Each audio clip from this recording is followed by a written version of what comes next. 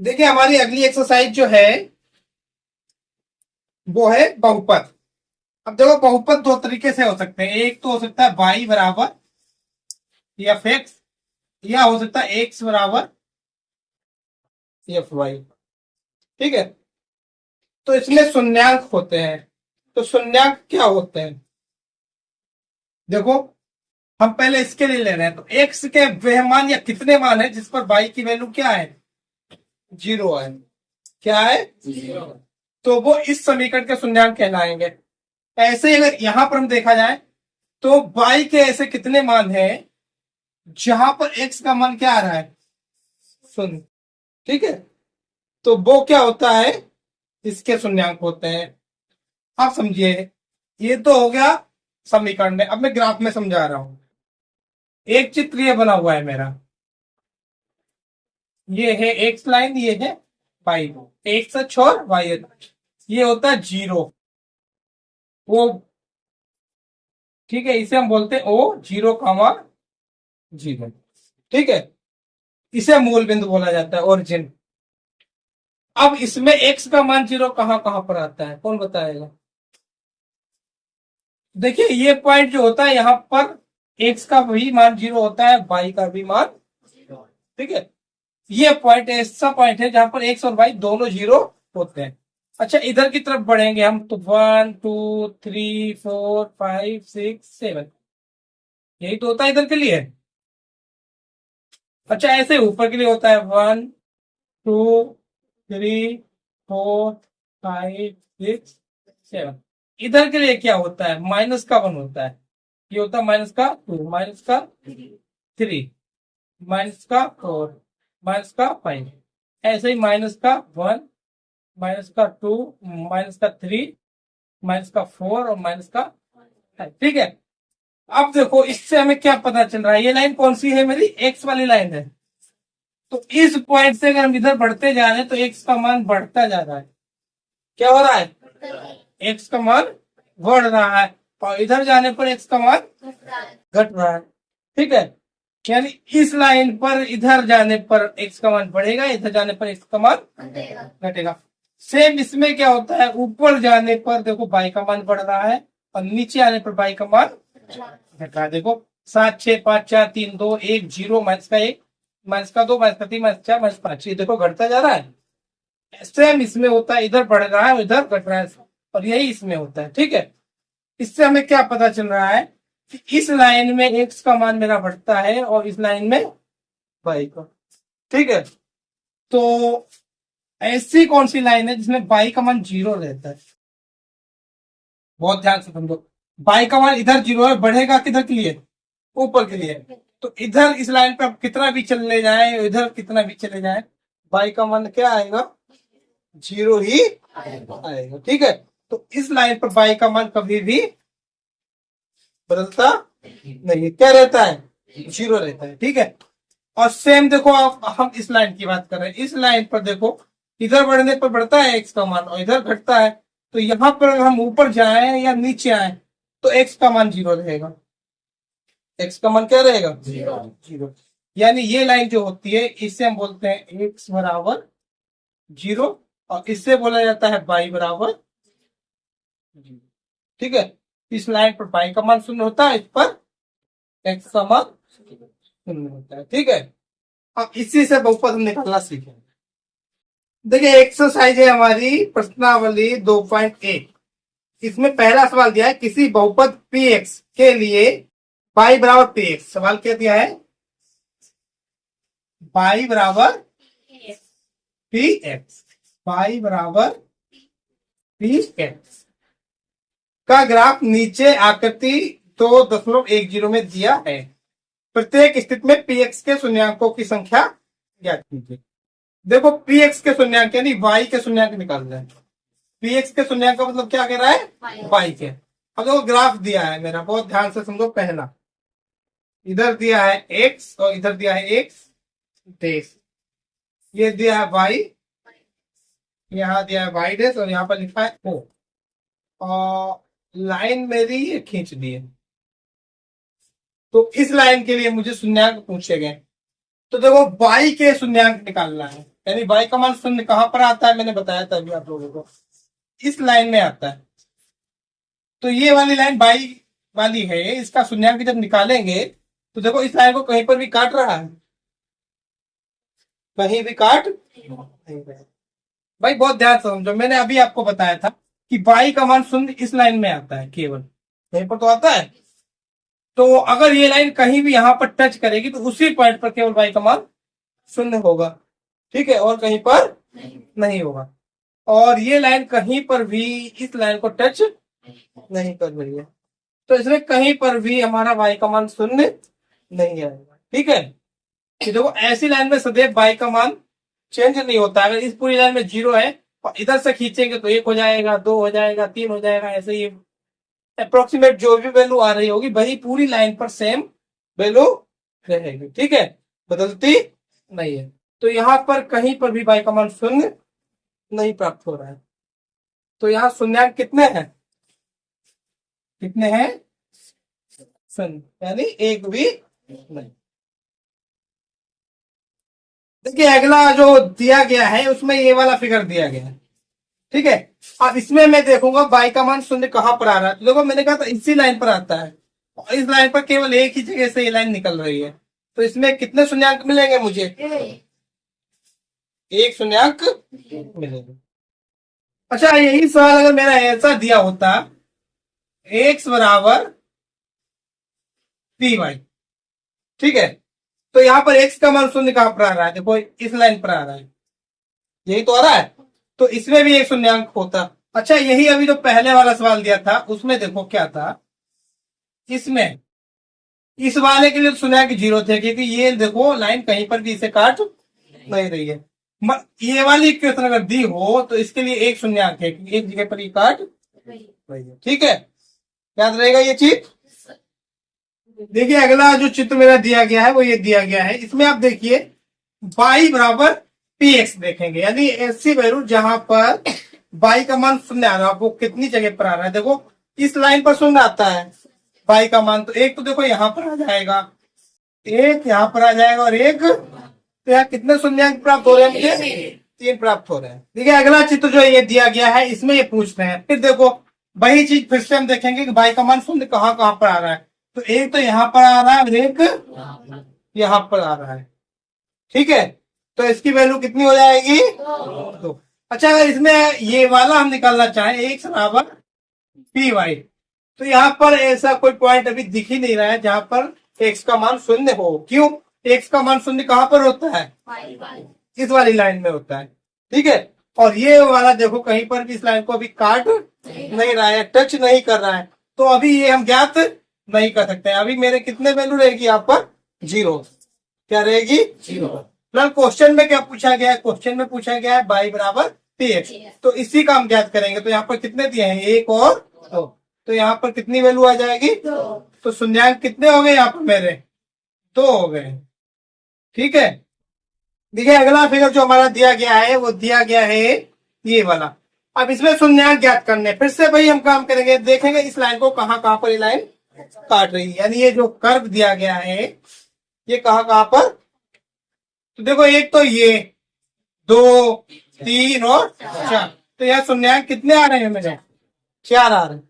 देखिए अगला फिगर जो हमारा दिया गया है उसमें मैं ज्ञात करना है, क्या करेंगे, देखो एक तो देखो यहां पर आ रहा है, एक यहाँ पर टच कर रहा है, टच करके फिर ऊपर चला जा रहा है, तो यहाँ एक ही काउंट किया जाएगा। अगर ऐसी कंडीशन होती है कि नीचे जाए तो यहाँ पर 2 हो जाते हैं, मतलब यहाँ पर कंडीशन जो आ रही है वो देखो टच करके ऊपर चली जा रही है, ठीक है, तो एक ही काउंट होगा, तो 1 और 1 2, फिर नीचे आया और ये टच किया 3, तो यहाँ पर शून्याङ्क कितने आ रहे हैं मेरे, 3 आ रहे हैं।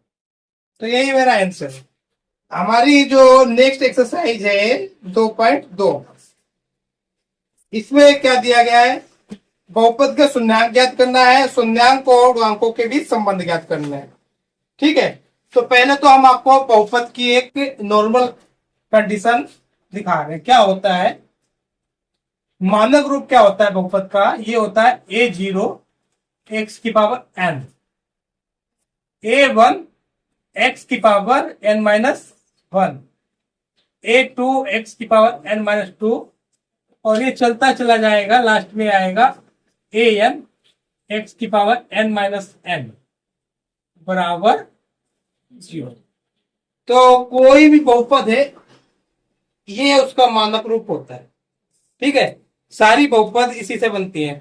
द्विघात हो गई, त्रिघात हो गई। देखो द्विघात में ले रहा हूं पहले, यहां से क्या होगा, a0 को हम लोग a मानते हैं, क्या मानते हैं a, और यहां लिखते हैं x की घात 2। ठीक है, इसके बाद आता है कम हो जाएगी, यहाँ पर a0 था a1, यानी 2 में से एक घात कम हो गई, तो यहाँ पर x की केवल एक घात आई है। अब फिर होता है c बराबर 0। तो देखो यहाँ पर क्या लिखा है an, और x की घात n माइनस एन क्या होता है, देखो n माइनस एन क्या होगा 0, और किसी की घात 0 का मान क्या होता है 1 होता है।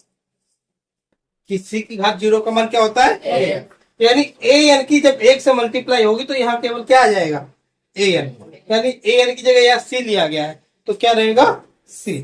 ठीक है, ऐसे ही अगर मैं त्रिघात की बात करूं तो देखो क्या हो जाएगा, a x की घात 3 b x की घात 2, देखो 3 में से एक गया 2, अब यहाँ पर आएगा c x, यहाँ पर देखो पहला 0 1 2, तो 3 में से 2 गए तो एक घात बची, एक ही तो बचेगी। अब यहाँ पर d बराबर आता है 0। तो ये मानक रूप ये होता है, इससे सारी समीकरण बनाई जाती। ठीक है, अच्छा आप लोगों को ये तो पढ़ाया गया कि x की घात 0 का मान क्या होता है 1। ये सिद्ध कौन कर सकता है भाई, ये सिद्ध कौन कर सकता है कि x या किसी की घात 0 अगर दी गई है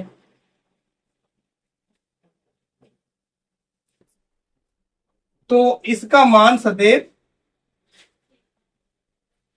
एक ही आ रहा है। क्यों आ रहा है, ऐसा कौन सिद्ध कर सकता है। तो देखो अब हम सिद्ध करवा रहे हैं आपको, किसी की घात 0 को हम क्या लिख सकते हैं, मान लो x की घात हम 0 को लिख सकते हैं 5 माइनस 5 लिख दिया मैंने। भाई 0 को हम कुछ भी कर रहे हैं, जो संख्या है उसी से वही घटा दी जाए तो 0 आता है, या इसे ऐसे ना लिखना चाहे तो हम लिख सकते हैं x की घात n माइनस n, ये भी तो लिख सकते हैं। n का मान कुछ भी हो सकता है ना, तो n से n जाएगा, क्या आ जाएगा 0। अच्छा एक रूल और आपको पढ़ाया गया हो गया घातांकीय में कि भाग में घातें घटती हैं, तो ये इसका अपोजिट अगर हम करेंगे तो ये हो जाएगा x की घात बटे में x की घात, ये x की घात n बटे x की घात n। इसको ऐसा लिखा जाता है, लिखा जाता नहीं लिखा जाता है। अच्छा ये आपको कई बार पढ़ाया गया है कि जिस संख्या को उसी संख्या से अगर भाग दिया जाए तो रिजल्ट क्या आता है 1 आता है। पता नहीं पता है भाई, किसी संख्या को उसी संख्या से अगर भाग देंगे तो रिजल्ट आएगा 1।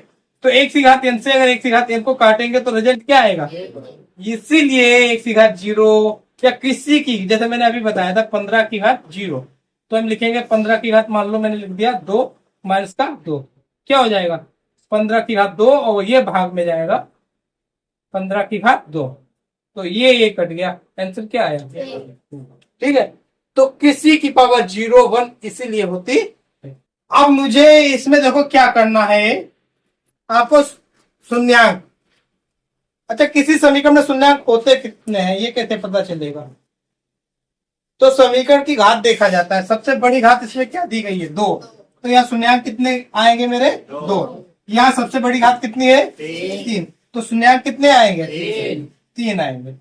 ठीक है, तो सबसे पहले जब भी कोई सवाल ऐसा दिया हो तो उस सवाल की इससे तुलना की जाएगी अगर समीकरण द्विघात है, और इससे तुलना की जाएगी अगर समीकरण त्रिघात है। ठीक है, फिर हम क्या करेंगे, देखो इसके गुणनखंड से या दूसरी विधि जो भी आप लगाना चाहे उससे इसके मूल ज्ञात करेंगे, वो आपको हम आगे सिखाएंगे।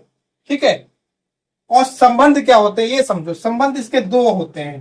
पहला तो होता है मूलों का योग, ये हम बात कर रहे हैं द्विघात के लिए, ax स्क्वायर प्लस का bx प्लस का c बराबर 0।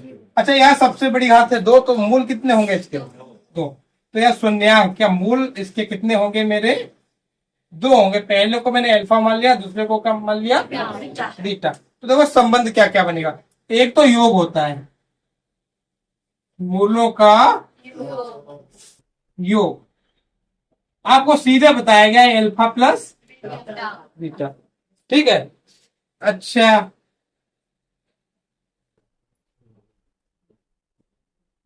गुणनफल क्या हो जाएगा? Alpha into beta. ये हो गया, ये हो गया, ये हो गया गुणनफल। ठीक है। अब इसका अगर हम संबंध की बात कर रहे हैं तो संबंध किसके साथ? गुणांकों के साथ। गुणांक क्या होता है? गुणांक होता है जो देखो एक्स स्क्वायर की गुणा में है, और ये वाला एक्स की गुणा में है, ये वाला ए बी सी, ये क्या होते हैं? गुणांक। तो मूल और गुणांक में संबंध, तो ये तो हो गए मूल और ये है गुणांक। इनका संबंध क्या होता है? देखो, अल्फा प्लस बीटा जो होता है वो होता है माइनस का बी अपॉन ए, और ये होता है सी अपॉन ए। ठीक है। याद करने का तरीका बहुत इजी है। देखो यहां पर हम जो ले रहे हैं, यहां पर एक एक मूल ले रहे हैं। कितने कितने मूल ले रहे हैं? एक। और याद कर लो, जब मूल लिए जाएंगे सम या विषम, ठीक है, ओड या इवन, इसके अकॉर्डिंग ये साइन आता है, चिन्ह। ठीक है, प्लस या माइनस का। तो देखो जहां पर ये मूल जो है मेरे सम पावर में ले जाते हैं, यानी इवन। किस लिए जाते हैं? इवन। 2 4 6, इस कंडीशंस में हम क्या करते हैं? प्लस का साइन लेते हैं। और जहां पर विषम यानी ओड लिया जाता है वहां पर क्या करते हैं? माइनस का लेते हैं। तो देखो यहां पर एक लिया गया है, माइनस आ गया। एक साथ दो लिए गए हैं, क्या आ गया? प्लस। फिर से देख लो, एक साथ एक आया, यहां भी एक है, यहां भी तो आएगा माइनस, क्योंकि विषम में मैंने कहा आता है माइनस। और ये देखो सम हो गया तो यहां आ गया प्लस। इसका बेसिक फार्मूला जो होता है मेरा, वो होता है -1 की पावर n। ठीक है, यानी यहां पर प्लस आएगा अगर सम आ गया, और माइनस आएगा अगर विषम आ गया। ठीक है। अब देखो एक चीज और अब हमें देखनी है, बट्टे में देखो सदैव ए ही रहता है, यानी ये पहला वाला, ये वाला। ठीक है, ये वाला फार्मूला क्या होता है इसका? अगर बेसिक फार्मूला बनाए, -1 की पावर n, यहां पर एक लिया है मैंने, तो यहां आएगा a1, और बट्टे में सदैव a0 ही आता है। क्या आता है? a0। देखो -1 की पावर n, a1 a0, इसे मैं अब इससे बना रहा हूं। देखो ये हो गया a0, सबसे पहले वाला क्या होता है? 0, a1 a2, ये तो हो गया। यहां से देखो -1 की पावर 1, यहां पर एक ही तो लिया, देखो एक एक, तो ये आ गया माइनस कि माइनस की घात 1, तो ये माइनस ही आता है। आपको पढ़ाया गया होगा, पर यहां पर सम संख्या होती है तो प्लस हो जाता है, विषम होती तो माइनस हो जाता है। ठीक है, तो यहां पर क्या आएगा? माइनस। और a1 देखो मेरा क्या है? b। यहां पर देखो a1 क्या है? b। और a0 सदैव यहां पर a ही रहेगा, ये वाला ही रहता है। ऐसे देखो इसका होता है -1 की पावर n, और n की जगह यहां पर देखो आएगा क्या? बहुत ध्यान से समझो, यहां पर फार्मूला होता है, इस तरीके से भी हम लिख सकते हैं an। ठीक है, तो an अपॉन a, यह हो जाए माइनस की पावर 2, और n अब देखो 2 लिया है तो a2 बटे a0। तो 2 का मतलब क्या आया? देखो, तो 2 का मतलब आएगा c। भाई माइनस की पावर 2 का प्लस आ जाता है, और प्लस साइन लगाया नहीं जाता है, और a2 मेरा आ गया c, और बटे में a0 a, तो ये होता है। ठीक है, इसी हिसाब से अगर मैं त्रिघात समीकरण का बनाऊं, ये तो हो गया द्विघात का, अब आता है त्रिघात, तो वो होता है ax की घात 3 bx square cx plus d बराबर 0। अब तो ये मूल आएंगे कितने? सबसे पहले तो ये पॉइंट आ जाता है, यहाँ सबसे बड़ी घात है 3, तो शून्यांक के मूल यहाँ पर 3 आएंगे। उन्हें हम क्या माने ले रहे हैं? अल्फा, बीटा और गामा। कितने माने मैंने? 3, अल्फा, बीटा और गामा। अब देखो पहले एक एक को हम जोड़ेंगे, alpha plus beta plus gamma. यहाँ एक एक है तो देखो मैंने बताया था माइनस ही आएगा। क्या आएगा? माइनस। अब एक एक लिया है यानी एक वाला क्या हुआ मेरा, देखो ये हो गया जीरो वाला, ये हो जाएगा A0, A1, A2 और A3। तो 1 वाला यानी B, और बटे में तो सिर्फ जीरो रहता ही रहता है। दूसरी बार हम क्या करेंगे, अब देखो यहाँ पर 3 मूल है तो एक साथ हमने पहले एक एक लिया, अब हम क्या कर सकते हैं, दो ले सकते हैं, यानी अल्फा बीटा एक बार ले सकते हैं, बीटा गामा, और फिर बचा कौन सा, गामा और अल्फा। इन सबको जोड़ दो तो क्या आएगा, अल्फा बीटा, बीटा गामा और गामा अल्फा। ठीक है, क्या होगा इसका, देखो यहाँ पर दो लिए तो ये प्लस हो जाएगा। सबसे पहले देखो यहाँ दो लिए हैं मैंने, आ जाएगा प्लस। अब देखो यहाँ पर दूसरा वाला है, यानी देखो 0 1 2, तो क्या आएगा C और अपॉन A, क्योंकि A 0 सदैव बटे में ही रहता है। अब देखो बच्चा क्या, 3, और तीनों को एक साथ लोगे तो दूसरी कोई कंडीशन बनेगी नहीं, वो आ जाएगा अल्फा बीटा और गामा, यही आ जाएगा। तो इसकी ट्रिक क्या होगी, 3 का मतलब होगा माइनस। मैंने अभी बताया था प्लस कब आता है, जब सम होता है और विषम होता है तो आता है माइनस, तो यहाँ आएगा माइनस। और तीसरा वाला यानी A3 आएगा मेरा D अपॉन A। ठीक है, और ट्रिक्स ना याद रहे तो सीधे याद कर लो, अल्फा प्लस बीटा दोनों जगह, इसमें भी और इसमें भी, माइनस का B अपॉन C होता है। जहां दो है अल्फा बीटा बीटा गामा, ये दोनों में C अपॉन A ही होता है। इसमें एक एक्स्ट्रा बढ़ जाता है तीनों एक साथ में, तो माइनस का D अपॉन A। ठीक है,